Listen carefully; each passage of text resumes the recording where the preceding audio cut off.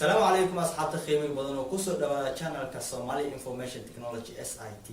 وأنا جواه جبريل عبد الرحمن وكم قاعد يفتتور بليل ما أنتوا حيدون 10 عصب أو سيدا لوصل صار واي فاي باسور كوجرا كمبيوتر كا داو شوعا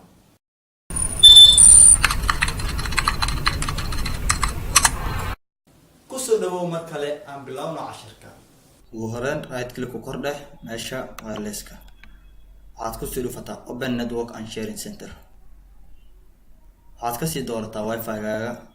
magaciisa meesha uu qoran yahay waxaad ka sii doorataa wireless properties waxaad ka sii doorataa security waxaad ka sii doorataa show characters saa u jeedin passwordka uu noo soo muuqday